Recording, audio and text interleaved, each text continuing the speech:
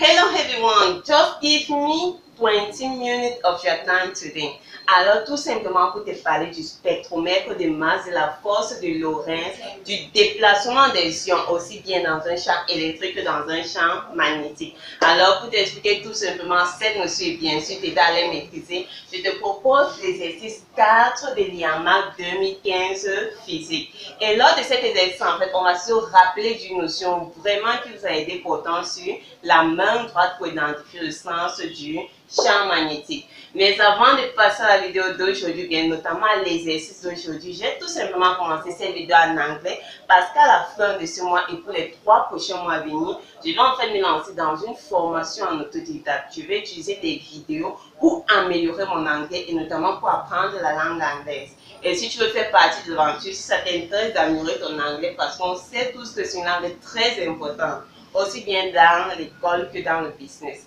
Alors, je vais tout simplement vous proposer ça à la fin de ce mois. On va voir comment est-ce qu'on va s'organiser. Donc, si tu n'es pas encore abonné à la chaîne, abonne-toi tout simplement maintenant.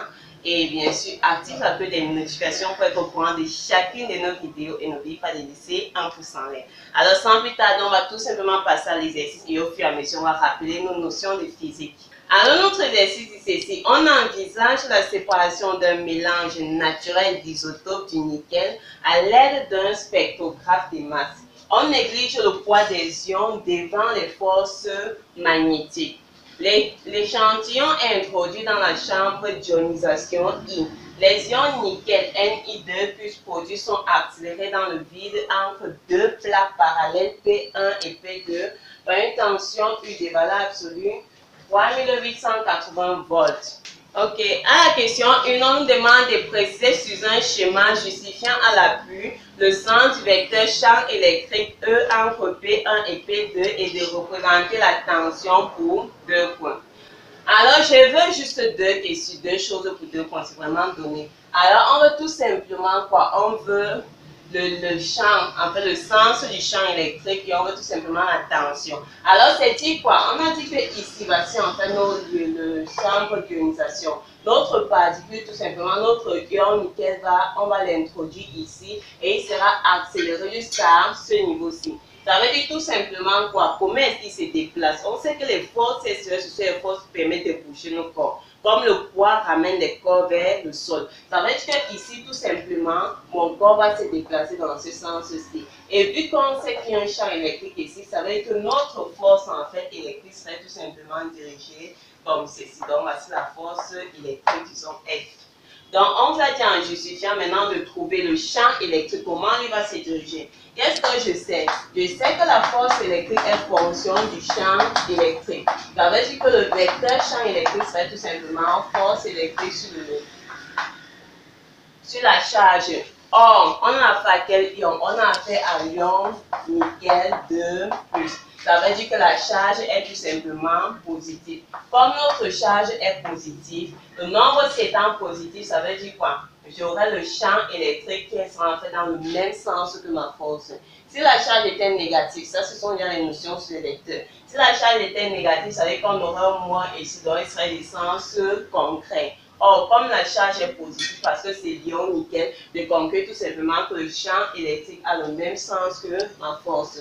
Or, comme la force descend, avec que notre champ électrique également va descendre, il va se diriger comme ceci. Donc, voilà mon champ électrique. Or, qu'est-ce qu'on sait du champ électrique? On sait qu'il se déplace du potentiel positif vers le négatif. Donc, je prends même encore additionner. Donc, forcément, ici, il va se déplacer du positif vers le négatif. Maintenant, pour représenter votre tension, vous allez tout simplement vous rappeler que lorsque le champ descend, la tension est dans le sens concret du champ. Donc, s'il descend, notre tension, elle va tout simplement monter. Donc, voilà notre champ électrique, voilà notre tension. À la question 2, on demande de déterminer la vitesse V1 des ions nickel à leur passage au trou O2 pour 1,5 points. Alors, je veux tout simplement quoi? Je veux la vitesse de ces ions lorsqu'ils vont passer au trou O2. Alors, on sait qu'on va les mettre, on introduit au trou O1, ils vont se déplacer jusqu'à O2. Ça veut dire que lorsque j'introduis mes ions nickel, ils ne possèdent pas de vitesse. Maintenant, dans l'accélérateur, en fait, va leur permettre d'acquérir une vitesse. Et ici, ils auront maintenant une vitesse. Ça veut dire que, pour abord, lorsqu'ils sont tout simplement ici, supposons que la vitesse qui est ici, c'est V0, notre V0 sera tout simplement égal à 0 mètres par seconde. Maintenant, ils vont se déplacer dans ce sens jusqu'à O2. Maintenant, lorsque vous avez deux vitesses, pensez tout simplement au théorème de l'énergie cinétique. Donc, c'est ça qu'on va appliquer ici. Alors, on a bien dit que pour appliquer les lois qui s'appuient des systèmes galiléens, vous devez toujours spécifier dans quel référentiel. Donc, vous allez tout simplement écrire le référentiel, le système. Le système, c'est tout simplement l'ion, silion, nickel. Et bien sûr, quelle force? Ici, on a tout simplement fait une force électrique. La force, en fait, le poids dans un champ électrique. Regardez la masse. La masse de notre nickel sera en fait fonction de la masse des atomes. Donc, du nombre de masses. Donc, ce qu'ils nous ont donné, c'est l'unité, la masse atomique. Donc, une unité de masse atomique. Ce qui fait donc que si je vois en fait la masse de ce corps-ci, donc c'est la masse de cette ion, pardon. La masse, ça sera tout simplement quoi? La masse de notre nickel, ça sera tout simplement égal à 58. Le nombre de masses multiplié par l'unité de masse atomique fois 1,66 fois 10 exposant moins 27. Donc voilà la masse de ce nickel ici. Donc parce que ici vous avez 58. Ça veut tout simplement dire que ça sera très petit, 10 exposant moins 27, donc c'est négligeable par rapport aux autres forces. Donc c'est pour ça qu'on a l'habitude de négliger le poids dans ces entraînements-ci. Lorsqu'il y a force électrique, lorsqu'il y a force magnétique en fait. Donc ici c'est ce qu'on va faire. On suppose que la seule force en présence c'est tout simplement la force électrique. C'est-à-dire que si je vais appliquer le théorème de l'énergie cinétique, il dit quoi? Que la variation de l'énergie cinétique entre deux points sera égale à la somme des travaux des forces extérieures appliquées à notre corps. Ici à l'ion nickel. Or, variation entre quel point et quel point? Je me déplace de O1 vers O2. Donc, on m'a dit énergie cinétique finale. Donc, on m'a dit 1 moins, parce que c'est la vitesse V1 qu'on veut. Donc, ça veut dire que la vitesse qu'on a ici, c'est V1. La vitesse qu'on a ici, c'est V0. Moins l'énergie cinétique à l'instant initial sera égale au travail de l'unique force en présence que la force électrique. Donc, le travail de F. Or, ceci c'est quoi? On sait qu'on pose notre ion avec vitesse V0, ce qui fait tout simplement que son énergie cinétique à l'instant initial, c'est 0. Donc, je reste avec l'énergie cinétique lorsqu'il va arriver en O2. Donc, je peux dire que 1 demi de N, V1 carré serait égal à quoi? La force électrique. Donc, mettons FE pour force électrique. La force électrique multipliée par le vecteur de déplacement. Or, le vecteur de déplacement, parce que mon ion va se déplacer de O1 à O2, mon vecteur de déplacement sera tout simplement le vecteur O1, O2. Or, lorsqu'on parle de produit scalaire, je sais que U scalaire V, c'est quoi? C'est tout simplement la distance. Donc, ça sera F2 fois la distance O1, O2 fois le cosinus de l'angle entre les deux vecteurs. Or, regardez. Si je dis la distance O1, O2, je me déplace comme ceci. Si je dis le vecteur force électrique, voilà la distance O1, O2, ils partent dans le même sens. Conséquence, l'angle créé entre les deux signes sera tout simplement quoi? Ça sera tout simplement le cosinus de 0. Or, cos 0, c'est 1. Donc, on peut tout simplement dire quoi? Je pourrais tout simplement dire que 1 demi de n V1 au carré serait égal à la force électrique fois O1, O2. Or, ce que j'ai comme information, je n'ai pas la force électrique. Je sais quoi d'autre sur la force électrique. Je sais que je pourrais écrire ceci comme la charge. Donc, voilà l'absolu de la charge. Comme la charge est positive, il n'y a pas de problème. Fois le champ électrique multiplié par la distance O1, O2. Donc, on est ici. Maintenant, ce qu'on nous a donné comme information, quelles sont vos données? On m'a donné la valeur absolue de ceci. On m'a donné quoi d'autre? On m'a pas donné ni O1, O2, ni le champ électrique. Mais je me rappelle que le champ électrique, c'est tout simplement valeur absolue de la tension aux bornes, donc ici à l'intérieur sur quoi? La distance parcourue. Or, la distance parcourue, c'est O1, O2. Ce qui fait que je peux encore dire que voilà, l'absolu de U c'est égal à E, O1, O2. Donc, je viens ici, je remplace tout simplement. On aura quoi? On aura 1 demi de M D1 carré qui sera égal à la charge. Parce qu'elle est positive. Si elle était négative, vous mettez les valeurs absolues pour la rendre positive. Multiplié par valeur absolue de U. Donc, ce qu'on veut, c'est V1. Ça veut dire que notre V1, ça sera tout simplement quoi? Ça sera tout simplement. Or, la charge, on a que la charge ici, on a 2 ions positifs. Ça veut tout simplement dire que notre charge serait égale à 2 ions plus 2 fois la charge élémentaire. Donc, voilà, tout simplement, je vais donc écrire ici quoi? Je vais, le 2 s'il là vient. La charge, c'est quoi? C'est 2E, voilà, absolue de U. Et maintenant, la masse, on a dit que pour 7 ions nickel, si la masse était quoi? C'était 58 fois l'unité de masse atomique. Ça veut dire que je vais tout simplement mettre 58 fois U. Alors, ça serait dit tout simplement que comme c'est V1 que je veux, j'aurai tout simplement mon V1 qui serait égal à racine de. Donc, si on simplifie 1, 2, on aura tout simplement valeur absolue sur 29 unités de masse. Donc, voilà notre V1. Donc, vous allez tout simplement faire l'application numérique. Ici, on est à toutes les données. Voilà tout simplement notre E, on a notre U, on a notre valeur absolue de U. Nous allons maintenant passer à la troisième question. On nous demande de déterminer la distance A1, A2 séparant les points d'impact des ions Ni2+. Donc, 50 et 60 pour 1,5 points. Alors, en dernier lieu, je veux tout simplement la distance A1, A2, donc la distance C. Ça veut tout simplement dire que nos ions vont passer comme ceci, donc ils vont tourner et ils vont sortir ici. Ça veut dire que si je veux par exemple le parcours de mes ions, ils vont se déplacer. Donc, un va sortir là et un autre va tout simplement sortir ici. Et la distance qu'on veut, c'est cette distance-ci. Ça veut dire qu'à l'intérieur du champ magnétique, en fait, le parcours de nos ions est tout simplement circulaire. Donc, pour représenter le champ magnétique ici, vous pouvez tout simplement utiliser la même fois. Donc, j'ai fait une petite vidéo dessus. C'est dire quoi? C'est dire que ma particule vient à ce niveau-ci. Elle vient avec une vitesse dirigée vers le bas qui est V. La force qui permet en fait de tourner est comme dans ce sens-ci. Ça veut dire que la force en fait le champ, tout simplement, la force magnétique exercée qui va permettre à la particule de sortir, elle est exercée comme elle fait tourner vos particules comme ça. Donc, on va tout simplement dire que notre force serait tout simplement exercée comme ceci. Donc, si je veux en fait connaître le sens du champ magnétique, tout ce que j'ai fait, c'est quoi? On a dit que les 3 droites, c'était pour l'intensité, le vecteur vitesse. Donc, ils sont comme ça, le pouce pour la force. Ça veut dire quoi? Mais, par l'intensité, par la force. Ça veut dire que mon champ magnétique et la forme de main est tout simplement ancrant. Donc ici, on va tout simplement dire que le champ est ancrant. Donc si on vous demande. Maintenant, pour faire ça, on va tout simplement trouver les rayons du parcours.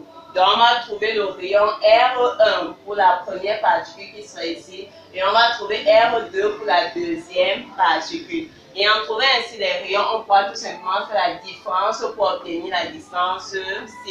C'est-à-dire quoi?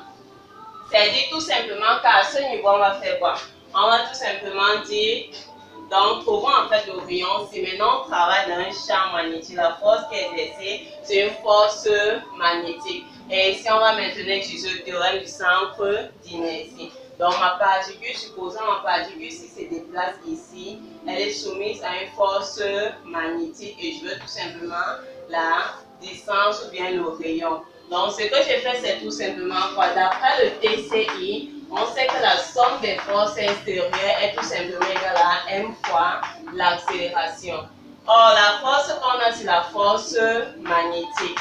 Or, ici, lorsqu'on parle du vecteur accélération, on aura tout simplement, lorsqu'on a un point là, il y a deux accélérations. Il y a l'accélération tangentielle, qu'on va dire AT, on a l'accélération normale. Or, comme ce qui nous intéresse, c'est tout simplement le rayon de la trajectoire qui est ceci. Je vais utiliser l'accélération normale. Donc, on va tout simplement dire que c'est ici la force de Lorentz. C'est tout simplement V vectoriel, V serait égal à quoi? À M multiplié par, on va prendre ceci. Or, D vectoriel B, c'est tout simplement B fois le sinus et l'angle entre les deux. Or, si je dis vitesse, la vitesse est dirigée comme ça. La force est dirigée comme ça. Donc, l'angle entre les deux, c'est tout simplement l'angle droit. Or, sinus de pi sur 2, c'est 1. Donc, écrire ceci, ça sent encore dit quoi? Notre charge fois vecteur V fois B sera égal à M. On va prendre l'accélération normale parce qu'on veut le rayon. Je prends l'accélération normale. Or, accélération normale, on peut tout simplement l'écrire comme quoi? Comme vitesse au carré sur le rayon. Donc, on aura QVB qui est égal à ça. Or, comme c'est ça qu'on veut, il y a dans le rayon qui est égal à MV carré sur QVB. Donc, je peux tout simplement dire que mon rayon sera égal à, donc si on met, on aura MV sur la charge fois le champ. Donc, vous allez prendre le rayon pour chaque particule. Pour la première qui va arriver ici, on va dire que son rayon c'est R1. Pour la deuxième, c'est R2. Donc, on va tout simplement dire que pour R1, on aura la masse 1. Supposons que voici la première charge qui arrive en A1. Celle-ci arrive en A2. C'est-à-dire simplement que j'aurai la masse 1. Elle aurait une vitesse 1. Et celle-ci là, sa charge c'est quoi? 2 fois. Donc 2 fois E fois le champ magnétique. Et pour R2, ça serait une autre masse M2 multipliée par la vitesse V2. 2 fois E fois le champ. Donc, pour obtenir tout simplement la différence, si on va dire que A1, A2, ça sera donc par la valeur absolue de R2 moins R1. Donc, c'est tout simplement calculer chaque type-ci. Donc, les infos, si vous avez déjà, pour la masse 1, comme voici le premier, on va dire que la masse 1, ça sera tout simplement 58 fois l'unité de masse. La masse 2, ça sera tout simplement 60 fois l'unité de masse. Maintenant, pour les vitesses, vous avez comment on calcule la vitesse en 2 ou V1. Donc, vous avez déjà le V1. C'est le V1 précédent qu'on a calculé. Maintenant, vous devez calculer le V2. Donc, ce qui va changer sur le V2, rappelez-vous, c'est tout simplement la masse. Donc, lorsqu'on a eu à calculer V1, V2, ça serait quoi? Ça serait racine de... Donc, V2, ça serait plutôt racine des 2. Je pense qu'ici, c'est 2E valable celui des U sur 32. Sur 30 multiplié par 100. Donc, voilà comment. Donc, vous calculez d'abord le V2, ensuite, vous avez à le V1, on va calculer. Vous appliquez ça. Donc, la distance qu'on veut A1, A2, ça serait tout simplement quoi? Donc, je peux retirer quoi? Je peux retirer. Donc, c'est si on peut encore écrire tout simplement comme 58 U multiplié par V1 sur 2EB et ici on aurait tout simplement 60 U multiplié par V1 sur 2EB. Donc vous pouvez tout simplement faire la différence. On va dire valable celui de. Donc on va sortir avec U sur 2EB. Valable celui de. Ce qui reste ici c'est 58 V1. Moins 60 V2. Donc, vous calculez d'abord le V2. Donc, vous calculez d'abord V2 en utilisant la formule qu'on avait utilisée précédemment parce que le nickel a changé. Maintenant, le nombre de masses c'est 60. Donc, vous remplacez là où il y avait la masse par 60. Donc, en simplifiant par 2, ceci fait maintenant 30 ici. Et bien sûr, celui-ci, on a déjà voulu. Donc, vous trouvez d'abord l'information sur l'application numérique ici. Et ensuite, vous remplacez, vous aurez tout simplement la distance qu'on nous demande. Merci d'avoir regardé la vidéo. N'oublie pas de mettre un pouce en l'air si tu as aimé. Et surtout, abonne-toi à la chaîne si ce n'est pas encore le cas. Donc, je vous dis bien sûr à la prochaine et notamment à mardi.